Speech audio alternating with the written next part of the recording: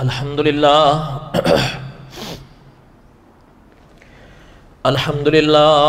حمدا کثیرا طیبا کما امر ونشهد ان لا الہ الا اللہ وحدہ لا شریک لہ ونشهد ان سیدنا وسندنا ومولانا محمدا عبدہ ورسولہ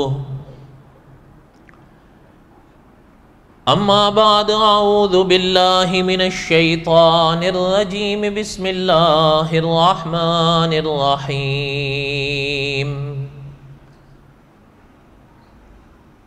یا ایہا الذین آمنوا کتب علیکم الصیام کما کتب علی الذین من قبلکم لعلکم تتقون ایاما معدودات فمن کان منکم مریضا او علی سفر فعدۃ من ایام اخر وعلی الذین یطیقونہ فدیۃ طعام مسکین فمن تطوع خیرا فہو خیر لہ وَأَن تَصُومُوا خَيْرٌ لَكُمْ إِن كُنتُمْ تَعْلَمُونَ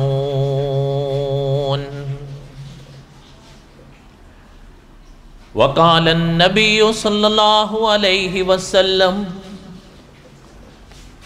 إن الله وملائكته يصلون على المتصحرين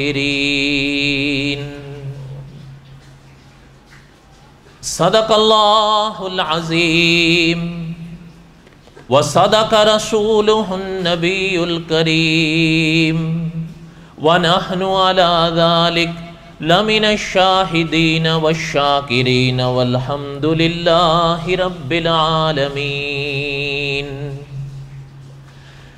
اللہم صلی علی محمد وعلی آل محمد کما صلیت علی ابراہیم وعلی آل ابراہیم انک حمید مجید اللہم بارک علی محمد وعلی آل محمد کما بارکت علی ابراہیم وعلی آل ابراہیم انک حمید مجید یا ربی صلی وسلم دائما ابدا علی حبیبک خیر الخلق کلہم هو الحبیب الذی ترجا شفاعته لكل حول من الاحوال مقتحم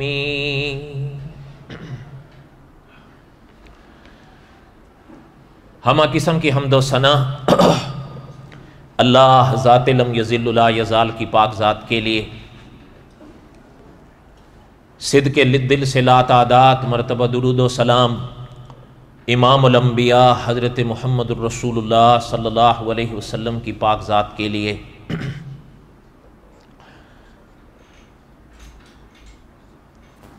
آج ماہ رمضان کا پہلا جمعہ ہے۔ گزشتہ جمعہ میں نے ماہ رمضان کے حوالے سے چند تمہیدی باتیں عرض کی تھیں اور اس گفتگو کا زیادہ تر تعلق نماز تراویح سے تھا۔ جتنا میں نے ضروری سمجھا عرض کر دیا، خلاصہ وہی تھا۔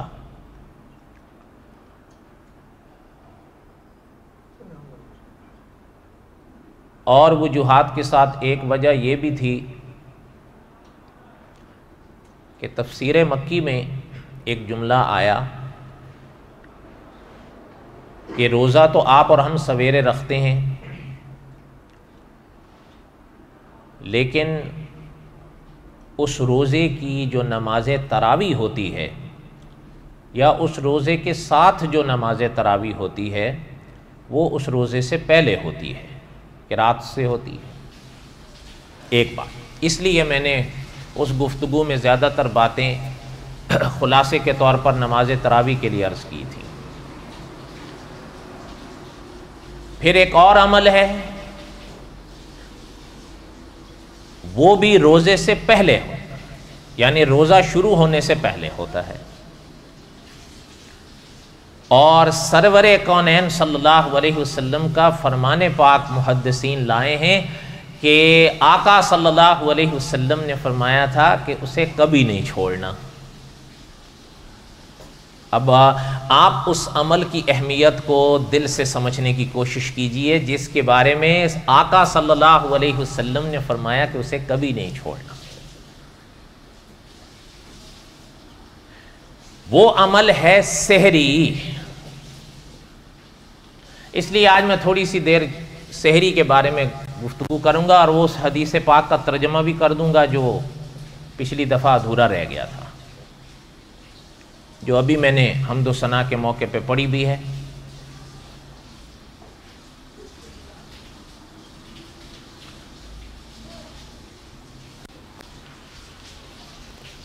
پہلی بات تو یہ ہے کہ سحری کس کو کہتے ہیں؟ ہمارے علماء نے لکھا ہے کہ لغت میں سویرا ہونے کے قریب جو کھانا کھایا جائے یا ناشتہ کیا جائے اس کو سحری کہتے ہیں۔ ایک تو یہ۔ دوسری بات یہ ہے کہ غالباً مولانا انوار الحسن شیر کوٹی رحمۃ اللہ علیہ نے لکھا ہے کہ عرف عام میں روزہ رکھنے سے پہلے جو کھانا آپ اور ہم کھاتے ہیں اس کو سحری کہتے ہیں۔ یہ تو ہو گئی اس کی تھوڑی سی وضاحت۔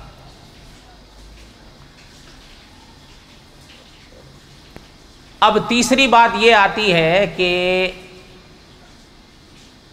سحری شروع کب ہوتی ہے؟ شیخ الحدیث مولانا زکریا صاحب رحمۃ اللہ علیہ نے ان لوگوں کو اپنی غلطی پر یا ان لوگوں کی غلطی پر توجہ دلائی ہے کہ جو نماز تراویح ادا کرنے کے بعد رات کو ہی کھانا کھا کے سو جائیں۔ محترم نے لکھا ہے کہ یہ صحیح نہیں ہے، اپنے آپ کو بہت بڑی سعادت سے محروم کرنا ہے کہ آدمی رات کو کھا لے اور اسی وقت روزے کے چلے، روزہ تو ہو گیا وہ اپنی جگہ ہے، لیکن جو سحری کی فضیلت ہے اس سے انسان رہ جائے گا، جس کے بارے میں ابھی میں نے عرض کیا کہ آقا صلی اللہ علیہ وسلم نے اپنی امت کو فرمایا کہ اس کو کبھی نہیں چھوڑنا۔ اچھا، اور اب جب تراویح کے بعد رات ہی کو کھا کے سونے سے تو پتہ چل گیا کہ اس کا وقت نہیں ہے، یہ بھی پتہ چل گیا کہ سویرا ہونے سے پہلے جو کھانا کھایا جائے وہ سحری کہلاتی ہے، تو آیا اس کے وقت کی ابتدا کب سے ہے؟ آپ سب اور ہم سب جانتے ہیں کہ ہر کام کی ایک ابتدا ہوتی ہے، ایک انتہا ہوتی ہے۔ مثال کے طور پر آپ پہ اور ہم پر ہر روز 5 صلوات او کما قال النبی صلی اللہ علیہ وسلم، ہر روز آپ کے اور میرے اوپر 5 نمازیں فرض ہیں۔ ان الصلاۃ کانت علی المؤمنین کتابا موقوتا، قرآن مقدس میں اللہ نے فرمایا۔ اس پاک جملے سے پتہ چلا کہ نماز کا ایک وقت مقرر ہے۔ جب نماز کا ایک وقت شروع ہو رہا ہے تو پتہ چلے گا کہ ختم بھی ہوگا۔ اگر وقت ہونے سے پہلے کوئی نماز پڑھ لے، علماء نے فرمایا ہوگی نہیں، وقت کے اندر پڑھے گا ادا ہوگی، اللہ نہ کرے وقت گزر گیا پڑے گا تو پھر بھی ادا نہیں ہوگی، قضا ہوگی، قضا ادا ہو جائے گی۔ لیکن اگر کسی بغیر عذر کے اس طرح کرے گا تو گناہ گار ہوگا، بلکہ مولانا ابو القاسم رفیق دلاوری رحمۃ اللہ علیہ نے لکھا ہے بہت گناہ ہوگا۔ ہاں واقعہ اس کو کوئی عذر تھا، رہ گئی، وہ ایک الگ بات ہے۔ تو اسی طرح پھر سحری کا بھی کوئی وقت ہوگا۔ جیسے روزے کی ابتدا کا ایک وقت ہے اور ایک روزے کی انتہا کا وقت ہے. آپ سب جانتے ہیں حج کا بھی ایک وقت کی ابتدا ہے، ایک انتہا. آج اگر کوئی آپ اور ہم 9 عرفہ کو چھوڑ کر سارا سال عرفہ میں بیٹھ رہے ہیں، حج تو نہیں ہوگا. حج تو اسی دن ہوگا جو عرفہ کے دن کی ابتدا اور انتہا ہے. اس میں جا کر آپ اور ہم، بلکہ علماء نے لکھا ہے کہ حضور نے جو فرمایا کہ الحج عرفہ، اس وقت میں اگر آپ تھوڑی سی دیر کے لیے بھی عرفہ پہنچ گئے تو آپ کا عرفات ادا ہو گیا. اگر اس وقت سے اس وقت تک میں آپ نہیں پہنچے تو سارا سال عرفات میں بیٹھے رہیں، عرفہ ادا نہیں ہوگا.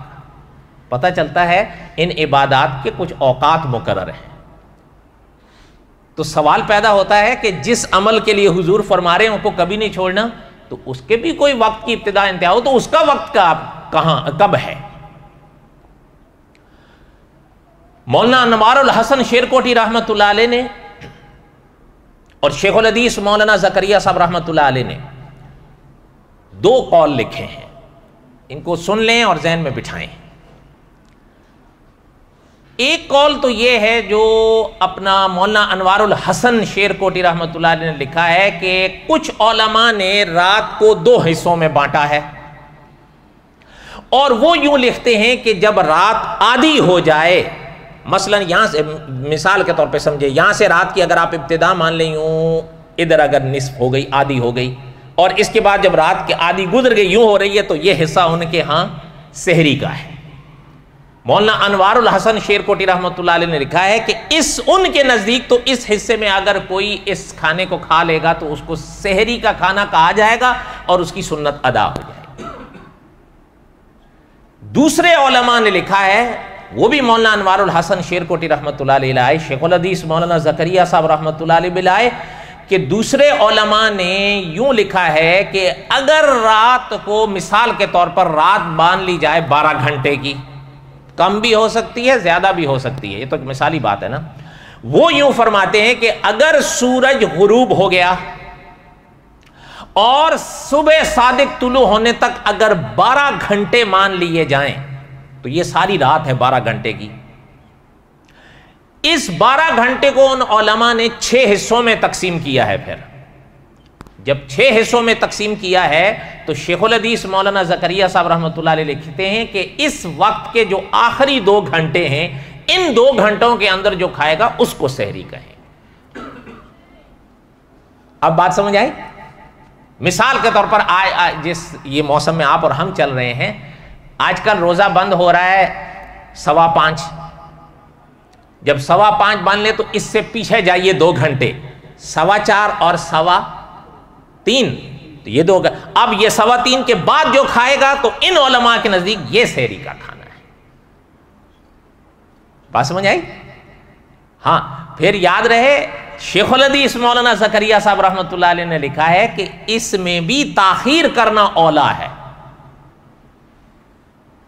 وقت تو 2 گھنٹے کا 3:15 کے بعد شروع ہو گیا، لیکن محترم نے لکھا ہے کہ اس میں بھی مستحب یہ ہے کہ تاخیر کرے. ہاں لیکن یہ یاد رہے اتنی تاخیر نہ کرے کہ روزے میں شک ہونے پڑے کہ پتہ نہیں روزہ ہوا کہ نہیں ہوا، یہ صحیح نہیں. اب اس کو کیسے طے کریں گے؟ مولانا انوار الحسن شیرکوٹی رحمۃ اللہ علیہ نے آقا صلی اللہ علیہ وسلم کی سحری کھانے کا ایک واقعہ نقل کیا چھوٹا سا. اس حدیث پاک کی شرح میں مولانا انوار الحسن شیرکوٹی رحمۃ اللہ علیہ لکھتے ہیں کہ ان علماء نے لکھا ہے یا صحابہ نے فرمایا تھا، جو علماء نے آگے بیان فرمایا کہ آقا صلی اللہ علیہ وسلم نے جب سحری تناول فرمائی تو آذان جب ہوئی، حضور کے سحری ختم فرمانے اور آذان ہونے کے درمیان میں سوال کیا گیا. جنہوں نے حضور کے اس واقعے کو بیان فرمایا ان سے پوچھا گیا کہ یہ درمیان میں حضور کے سحری تناول فرما لینے کے اور صبح کی آذان ہونے کے درمیان میں کتنا وقفہ یا کتنی دیری تھی؟ تو محترم نے یوں فرمایا، جنہوں نے حضور علیہ الصلوۃ والسلام کی اس سحری کو دیکھا تھا آنکھوں سے، انہوں نے فرمایا تھا کہ اتنی دیر کا وقفہ تھا جتنی دیر میں کلام پاک کی 50 آیات پڑھی جا سکیں. اس سے بھی اب یہ اندازہ تو پتا چل گیا کہ 50 آیات ہیں، لیکن مولانا انوار الحسن شیر کوٹی رحمت اللہ علیہ نے لکھا ہے کہ اس سے پھر بھی بات کچھ نہ کچھ مجمل ہمارے لیے رہی شاید، کہ 50 آیات پڑھنے میں کتنا وقفہ لگے گا یا کتنی دیر ہوگی، کیونکہ کلام پاک کی کچھ آیات مختصر ہیں، کچھ آیات لمبی ہیں۔ مثلا آپ جانتے ہیں الف لام میم، یہ قرآن پاک کی سب سے چھوٹی آیات میں سے ہے۔ بعض نے سورہ مدثر کی ایک آیت کو لکھا، بعض نے اس کو بھی لکھا، کیونکہ 3 حرف ہیں نا، آپ دیکھیں الف لام میم 3 حرف ہیں، آیت ختم ہو گئی۔ تو ان علماء نے لکھا ہے کہ کلام پاک کی سب سے چھوٹی آیت یہی ہے۔ اور دوسرا سوال جیسے ہوا کہ آپ کلام پاک کی سب سے لمبی آیت کون سی ہے؟ یا ایھا الذین آمنوا اذا تداینتم بدین الی اجل مسمى، یہ جو آیت ہے یہ کلام پاک کی سب سے لمبی آیت، 15 لائنوں کی ایک یہ آیت ہے، سورہ بقرہ میں ہے، اور سورہ بقرہ کے آخری ورق پر ہے۔ یاد رہے، صفحہ نہیں کہہ رہا ہوں، ورق کہہ رہا ہوں، آخری ورق پر ہے۔ 15 لائنوں کی ایک آیت ہے۔ علماء نے لکھا ہے کلام پاک میں اس سے لمبی آیت نہیں ہے۔ اچھا، تو وہ مولانا انوار الحسن رحمۃ اللہ نے لکھا کہ اس سے تو پتہ چلا کہ کچھ آیات کلام پاک کی اتنی لمبی ہیں اور کچھ اتنی مختصر ہیں، تو حضور علیہ الصلوۃ والسلام کے سحری مکمل فرمانے اور آذان فجر ہونے کے درمیان میں جو فرمایا گیا کہ 50 آیتوں کا وقفہ ہوتا تھا، جتنی دیر میں 50 آیات پڑھی جا سکیں، تو پھر کون سے والی آیات کی طرف؟ تو محترم نے لکھا ہے کہ امام بخاری رحمۃ اللہ علیہ فرما گئے تھے کہ درمیانی آیات مراد ہے، جو نہ بہت زیادہ طویل تھی نہ بہت زیادہ مختصر تھی۔ تو مولانا انوار الحسن رحمۃ اللہ نے لکھا، اب اس سے ایک اندازہ ہو گیا، اور محترم نے لکھا ہے آپ کے اور ہماری آسانی کے لیے کہ پتہ یہ چلا ہے، اس بات کا خلاصہ یہ ہے کہ آقا صلی اللہ علیہ وسلم جب سحری تناول فرماتے تھے تو سحری تناول فرمانے کے بعد اور فجر کی آذان سے پہلے کم از کم 8 منٹ ہوتے تھے، یا زیادہ سے زیادہ 10 منٹ۔ بات سمجھ آئی؟ نہیں آئی؟ اچھا، اور آقا صلی اللہ علیہ وسلم کا تو مزاج پاک بھی یہ ہوتا تھا نا، آگے شیخ الحدیث مولانا زکریا صاحب رحمۃ اللہ علیہ نے لکھا ہے، اور محترم نے لکھا ہے ہمارے لیے کہ دیکھیں حضور نے سحری کے کھانے کو برکت کا کھانا قرار دیا ہے ایک بار، پھر حضور نے وہ بھی خود فرمایا اپنے موقع پر کہ حضور نے فرمایا اس کو کبھی نہیں چھوڑ۔ اسی لیے شیخ الحدیث مولانا زکریا صاحب رحمۃ اللہ علیہ نے لکھا ہے کہ سحری کے عمل کے مستحب ہونے میں حضور کی امت کا اجماع ہے، اس مستحب کو نہیں چھوڑ۔ فرض واجبات اپنی جگہ کی چیزیں ہیں، ان کا کوئی انکار نہیں کرتا، لیکن دیکھیں نا، جیسے اس دن کوئی دوست بات کر رہا تھا تو میں نے اس کو بھی ویسے مثال کے طور پہ کہا تھا، ایک دفعہ خود ہمارے درس کے دوران کوئی بات ہوئی تھی، تو ہمیں استاد محترم نے بتایا تھا کہ دیکھو مثال دیکھ رہے، عشاء کے 4 فرض ہیں، 2 رکعت سنت ہیں، 3 رکعت وتر واجب ہیں، تو یہ تو ہو گئے ضروری آیات ادا کر لی گئیں، لیکن محترم فرماتے تھے پھر یاد رکھو فرض واجبات یا سنن کے ساتھ کچھ نوافل بھی ہوتے ہیں۔ اور مولانا عبدالحی عارفی رحمۃ اللہ علیہ تو فرمایا کرتے تھے کہ جو فرائض ہیں وہ اللہ کی عظمت کا حق ہے، اور جو نوافل ہیں وہ اللہ کی محبت کا حق ہے۔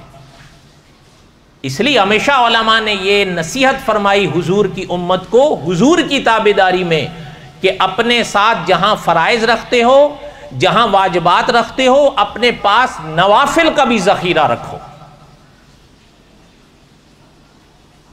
اس لیے اب یہی چیز ہے نا، جیسے انسان زکوٰۃ ادا کرتا ہے صاحب نصاب پہ فرض ہے، اگر ایک انسان صدقہ فطر ادا کرتا ہے صاحب نصاب پہ واجب ہے، لیکن آپ جانتے ہیں کہ ان فرائض اور واجبات کے سوا کچھ نفلی صدقے بھی ہوتے ہیں جو انسان کو دینا چاہیے۔ صحیح بات ہے، غلط بات ہے؟ تو اسی طرح علماء نے نصیحت کی ہے کہ مستحبات کو بھی نہیں چھوڑو. یہ چیز ہمیشہ ذہن میں رکھیں. حضور کی شریعت کے کچھ اعمال ایسے ہیں، فرائض میں سے ہیں، واجبات میں سے ہیں، کچھ سنن میں سے ہیں، تو علماء نے لکھا ہے کچھ مستحبات میں سے ہیں. کوشش انسان کرے کوئی بھی نہ رہے، لیکن اللہ نہ کرے اگر مستحب چھوٹ گیا گناہ نہیں ہوگا.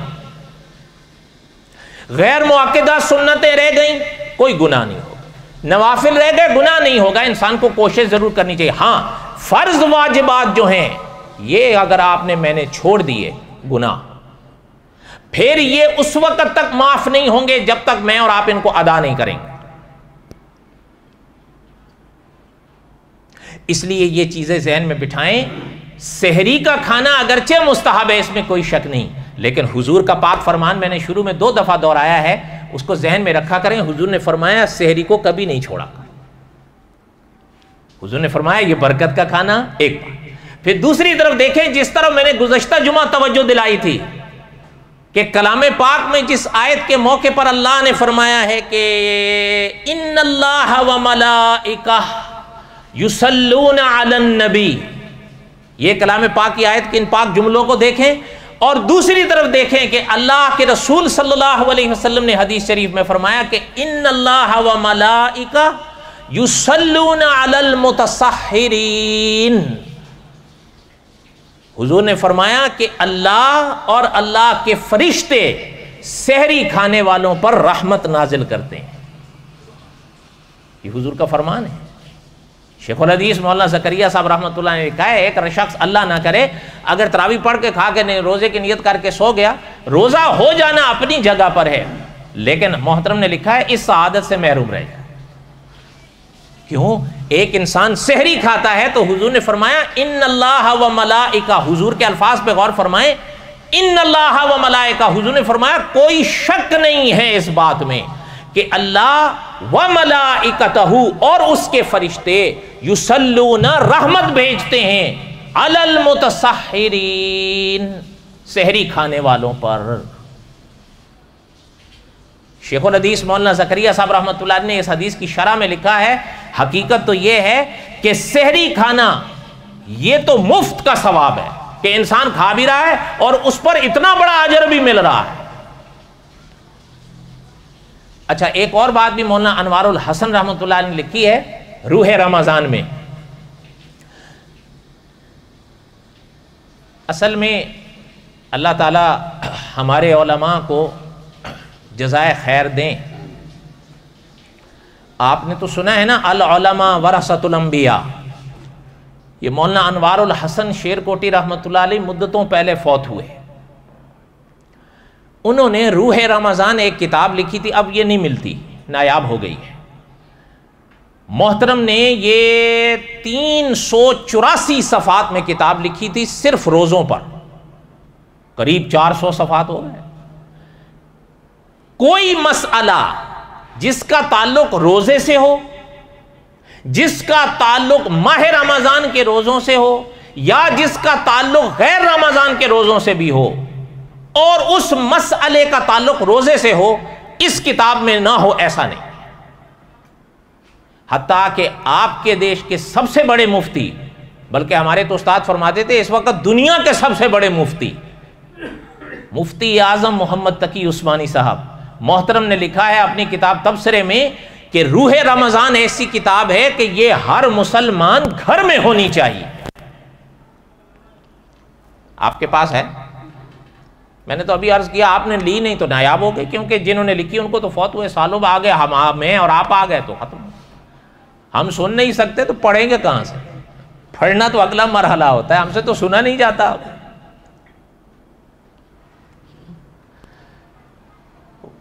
وہ بڑے لوگ تھے، بڑا کام کر گئے. بہرحال اللہ تعالیٰ ان کی قبر پہ کروڑوں رحمت نازل فرمائے. انہوں نے روح رمضان میں ہی ایک جگہ لکھا ہے، محترم نے لکھا ہے کہ سحری کے وقت کے لیے اٹھنا، یعنی سحری کھانے کے لیے اٹھنا، محترم نے لکھا ہے رات کے وقت کا یہ حصہ ایسا ہوتا ہے کہ دوسرے کسی حصے میں نیند آئے یا نہ آئے، اس حصے میں انسان کو نیند ضرور آتی ہے۔ بلکہ محترم نے تو آگے لکھا ہے وہ بیمار جو ساری رات بے چینی سے کروٹیں بدلتے بدلتے گزار دے، سحری کے وقت کے جب تھپیلے آتے ہیں وہ بھی سو جاتا ہے۔ محترم نے لکھا ہے اس وقت ایسی نیند کا سناٹا چھاتا ہے، لیکن اس وقت اگر کوئی انسان اللہ کی رضا کی خاطر اس نیند کو چھوڑ کے اٹھتا ہے کہ میں یہ سحری کھاؤں، کہ حضور نے فرمایا سحری کو کبھی نہ چھوڑنا، اور سحری کھا کر روزے کی نیت کرتا ہے اللہ کی خاطر، محترم نے لکھا ہے یہ ایک دل گردے کا کام ہے۔ ورنہ تو ایسے بھی ہیں جو رات کو اچھا خیر ایسے بھی کیا، کچھ ایسے بھی ہیں ان کے نزدیک تو ماہ رمضان اور غیر رمضان ایک برابر ہے، ان کے نزدیک تو کچھ بھی نہیں ہے، ان کو تو شاید پتہ بھی نہیں ہوتا ماہ رمضان آگے گزر بھی جائے، ان کے نزدیک ہے ہی کچھ نہیں۔ اللہ تعالیٰ معاف فرمائے، وہ کل جیسے تھے وہ آج بھی ویسے ہی۔ اللہ تعالیٰ بچائیں، اللہ تعالیٰ بچائیں۔ پھر ان کو کچھ کہو تو ان کو برا لگتا ہے۔ ہم اور اس دن یہاں پرسوں شاید تراویح پڑھ کے جا رہے تھے تو مہربان جو کی کلب کے اندر جا رہے تھے رات کو 10:30 بجے، میں کہا تسی ٹھیک رہے ہو، یہ ابھی پرسوں کی بات۔ ان کے نزدیک رمضان غیر رمضان برابر ہے۔ آپ کا کیا خیال ہے، دن کو روزہ رکھتے ہوں گے؟ آپ بتاؤ، سوال ہی نہیں پیدا ہوتا۔ ان کو تو شاید پتہ بھی نہیں ہوگا کہ روزے آئے ہیں۔ اس کے بارے میں ایک حدیث میں ممکن ہے اگلے جمعے میں پڑھوں گا، بس دعا ہی کر سکتے ہیں، اللہ تعالیٰ ہدایت دیں، اور ہمارے بس میں کیا ہے۔ ہر مسلمان جانتا ہے نماز فرض ہے، ہر مسلمان جانتا ہے روزہ فرض ہے۔ آج تو بلکہ مولانا امین اکاڑوی رحمۃ اللہ علیہ نے لکھا ہے کہ مسلمان تو مسلمانوں کے پڑوس میں جو غیر مسلم رہتے ہیں وہ بھی جانتے ہیں کہ روزے اور نمازیں ان پر فرض ہیں۔ یہ کون سے مسلمان ہیں جن کے نزدیک ان کو پتہ ہی نہیں ہوتا روزہ بھی گزر گیا ہے۔ اس لیے ہمارے دیکھیں ایک بات ہے، حقیقت تو یہی ہے، ہمارے علماء فقہا میں یہ بحث ضرور آئی تھی کہ جو شخص جان بوجھ کے روزہ چھوڑتا ہے وہ مسلمان ہے بھی ہے یا نہیں، جواب جو بھی انہوں نے طے کیا ہو، لیکن یہ بات زیر بحث آ جانا اس سے بڑی اور کون سی بدبختی ہوگی۔ لیکن حقیقت ہے ہمارے ایک عالم تھے، فوت ہو گئے، مدتیں ہو گئیں، وہ فرمایا کرتے تھے جو پہلے تھے وہ بائی چوائس مسلمان ہوئے تھے، جو ہم ہیں وہ بائی چانس مسلمان۔ کیوں؟ ماں باپ مسلمان مل گئے، اللہ کی نعمت تھی، پھر جب یہ نعمت ہمیں بن مانگے ملی ہے اس کی وہ قدر ہم نہیں کرتے جو ان کے پاس۔ تو بہرحال حضور نے فرمایا کہ سحری نہ چھوڑو، اس لیے زیادہ وقت نہیں، ختم ہو رہا ہے، لیکن میں آپ سے گزارش کروں گا یہ کہ میں یہ نہیں کہتا کہ آپ نہیں کرتے ہوں گے، لیکن اگر نہیں کوئی کرتا ہے تو ضرور سحری کیا کریں۔ بلکہ سرور کائنات صلی اللہ علیہ وسلم کا فرمان دیکھیں، حضور نے فرمایا کہ اگر ہو سکے تو ایک کھجور ہی کھا لو، بلکہ آگے آقا نے فرمایا اگر ہو سکے تو ایک گھونٹ پانی ہی پی لو۔ مولانا انوار الحسن شیر کوٹی رحمۃ اللہ علیہ نے بلکہ اس حدیث کی شرح میں محترم نے لکھا ہے ایک لقمہ ہی کھا لے وہ سحری کی فضیلت حاصل کر لے، کیونکہ جب حضور نے فرمایا اور نہ ہو سکے تو ایک کھجور کھا لو تو پتہ یہ چلتا ہے کہ سحری کی وہ فضیلتیں پائے کھانے پہ نہیں ہیں، یا ہیں؟ اگر پائے گئے ہوتے تو آپ لیے تو نکل پڑتی۔ ہاں بھئی آپ تو، ہم تو پھر کہتے ہیں کہ جی بھائی پائے پکاؤ، فضیلت حاصل کرنی ہے۔ حضور نے فرمایا کہ ایک کھجور کھا لو، تو مولانا انوار الحسن شیر کوٹی رحمۃ اللہ نے لکھا پتہ چلتا ہے کہ جو سحری کی فضیلت ہے وہ ایک کھجور پہ بھی حاصل ہو جائے گی، وہ پانی کے ایک گھونٹ پر بھی حاصل ہو جائے گی، لیکن اس کو حاصل کریں۔ لیکن میں نے شروع میں عرض کیا نا، یہ یاد رہے اس میں تاخیر مستحب ہے، لیکن شیخ الحدیث مولانا زکریا صاحب رحمۃ اللہ نے لکھا ہے اس میں کوئی شک نہیں کہ سحری میں تاخیر بہتر ہے کہ انسان تاخیر کرے، لیکن اتنی تاخیر نہ کرے کہ اس کو روزے میں شک ہونا لگ پڑے، کہ روزے میں اس کو شک پڑ جائے، یہ مناسب نہیں۔ اور ابھی میں نے شروع میں بتایا حدیث شریف کی شرح میں کہ صحابہ کے فرامین کا معنی علماء نے لکھا ہے، حضور نے جب سحری ختم فرمائی اور فجر کی آذان ہوئی تو مولانا انوار الحسن شیر کوٹی رحمۃ اللہ علیہ نے صحابہ کے فرامین اور امام بخاری رحمۃ اللہ علیہ کے فرمان کی شرح میں لکھا ہے کہ پتہ چلتا ہے کہ درمیانی وقفہ کم از کم 8 منٹ اور زیادہ سے زیادہ 10 منٹ۔ آپ کو بھی برش وغیرہ جو کرنا ہو کر لیا کریں تاکہ یہ وقفہ آپ کا اس سے پہلے ہو جائے. لیکن ایک چیز بطور گزارش کے کروں، سنیں میری بات کو دھیان سے، شاید ہو سکتا ہے آگے پھر مجھے موقع ملے یا نہ ملے. یہ جس کو آج کل ٹوتھ پیسٹ کہتے ہیں، برش، یہ آپ نے جو کچھ کرنا ہوتا ہے سحری کے وقت کیا کریں. جب روزے کی شروعات ہو جائے پھر یہ مناسب نہیں ہے، یہ جائز نہیں ہے. اس کو علماء نے ایک صورت میں مکروہ لکھا ہے، یاد رہے کہ یہ اگر آپ نے استعمال کی اور اس کا مواد اندر نہیں گیا تب تو مکروہ ہے، اور اگر اس کا مواد اندر چلا گیا تو پھر روزہ، میرے ساتھ کہہ دو نا، روزہ اسی لیے مکروہ ہے. اب سمجھ آئی بات؟ یہ جملہ اس لیے دہرایا ہوں کہ اب کچھ ہوائیں غلط چلتی ہیں. وہ کہتے ہیں کہ قدیم زمانے میں مسواک کی جاتی تھی، جدید زمانے میں ٹوتھ پیسٹ استعمال کی جاتی ہے. قدیم زمانے میں مسواک سے روزہ نہیں ٹوٹتا تو جدید زمانے میں ٹوتھ پیسٹ سے بھی نہیں ٹوٹنا چاہیے. ضرور ٹوٹے گا بابو. اس کی وجہ یہ ہے مسواک کا بھی جو مواد منہ میں گرے تو فقہا نے لکھا ہے اس کو پھینکو. اگر وہ مواد اندر لے گئے تو روزہ مسواک کے بھی ٹوٹ جائے گا. ذرے ہوتے ہیں نا مسواک کے، اب وہ منہ میں آ گئے تو نہ، اس کو پھینکو. اس لیے انہوں نے لکھا ہے کہ یہ جو ٹوتھ پیسٹ کا مسئلہ ہے اس کو اگر آپ استعمال کرو گے، اس پر مواد ہوتا ہے ٹوتھ پیسٹ کا، آپ اس کو استعمال کر کے اللہ نہ کرے اندر گیا تو روزہ گیا، اندر نہیں گیا مواد آپ نے پھینک دیا تو آپ نے اپنے روزے کو خطرے میں تو ضرور ڈالا ہے. جب خطرے میں ڈالا ہے مکروہ ہو جائے. اس لیے جو کچھ کرنا ہے روزہ شروع ہونے سے پہلے کریں، جس کو ٹوتھ پیسٹ کہتے ہیں، اور روزہ افطار کرنے کے بعد کریں. ہاں رہ گئی مسواک جائز ہے، لیکن اس کا بھی جو مواد آپ کے منہ میں ٹوٹے یا آئے اس کو تھوکو، یہ نہیں کہ اندر لے جاؤ. لیکن وہ آپ کر سکتے ہیں. بلکہ مفتی تقی عثمانی صاحب نے لکھا ہے مسواک تازی ہو یا بیع کوئی بھی کر سکتے ہو آپ، لیکن اس کا مواد منہ میں آئے اس کو پھینکو. یہ نہیں کہ، سمجھ رہے ہیں؟ اور بولو تو صحیح، کچھ اداس ہے لگتا ہے کچھ اندر لے گئے ہو. ہاں یہ تو پھر ایک ہی صورت میں اداسی چھا سکتی ہے کہ لگتا ہے. یہ مسائل ذہن میں رکھا کرو. یہ یاد رہے چند روز پہلے دارالعلوم دیوبند کا فتویٰ آیا ہے جو اصول ہے، جس کو کہتے ہیں لا علمی، نہ جاننا، یہ کوئی حجت نہیں ہے.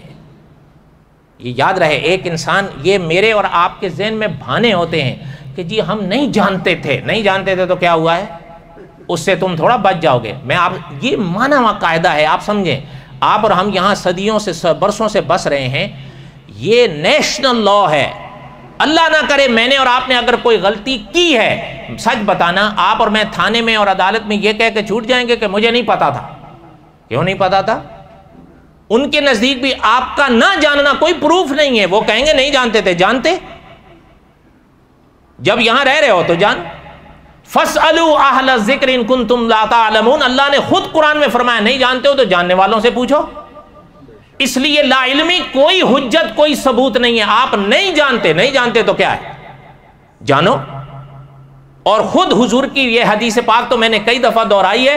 حضور نے فرمایا طلب العلم فریضۃ علی کل مسلم و مسلمہ، او کما قال النبی صلی اللہ علیہ وسلم. حضور کے دین کا علم حاصل کرنا ہر مسلمان مرد پر فرض ہے، ہر مسلمان عورت پر فرض ہے. اب پیچھے یہ کہنا کہ میں نہیں جانتا تو کیا ہوگا، نہیں جانتے تھے تو کوئی، وہ آپ کے لیے فائدہ تو کوئی نہیں ہوگا.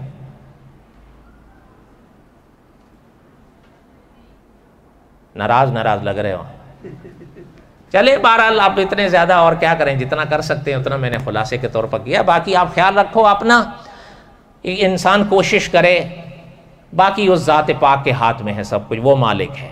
وہ بخشنے پہ آ گئے بخش دیں گے. ایسا ہی ہے نا. وہ آپ کو تو یاد ہوں گے حضرت سلطان العارفین فرمایا کرتے تھے جو عدل کریں تا تھر تھر کمن اونچیاں شانہ والے ہو. یہ تو اس پاک ذات کے، وہ بخشنے پہ آ جائے تو محترم نے آگے لکھا ہے جے بخشش کرنے تے آ جائے تو پھر بخشے جامن میں ورگے منہ کالے ہو. یہ تو اللہ کے ہاتھ میں ہے، اللہ کو تو کوئی نہیں پوچھ سکتا. لیکن کوشش تو انسان کرے. کوشش تو میرے اور آپ کے بس میں ہے. سحری کا ایک قصہ اللہ تعالیٰ نے اگر زندگی رہی تو انشاءاللہ اگلے جمعے سناؤں گا. آپ اور سحری کے بارے میں جتنی باتیں میں نے ابھی سنائی وہ سمجھ میں آئی ہیں یا نہیں سمجھ میں آئی ہیں؟ سمجھ میں آئی ہے نا؟ یہ ایک واقعہ ہے جو کتابوں میں ہے کہ سحری کا یہ وقت جو اب آپ کو ہمارے پاس ہے حضور کے صدقے، پہلے یہ نہیں تھا۔ ان علماء نے لکھا ہے کہ حضور علیہ الصلوۃ والسلام کے زمانے میں بھی یہ وقت رہا کہ جب نماز ادا کر لی گئی عشاء کی، اب اس کے بعد جو کھانا ہے کھا لو، اگر سو گئے سوتے ہی روزہ شروع ہو۔ آپ کا اور ہمارا روزہ شروع ہوتا ہے صادق سے، ان کا رات سے ہی ہو جاتا تھا۔ سونے کے بعد آپ کی آنکھ کھلی تو نہیں۔ یہ ایک صحابی تھے حضور کے، اور علماء نے لکھا ہے وہ لوہار تھے جن کے صدقے میں یہ وقت قدرت نے ہمیں بخشا ہے۔ بقیہ تک قصہ ہے سحری انشاءاللہ آئندہ سنتیں پڑھو میرے بابو۔ ہانگ کانگ جیسا مجمع بھی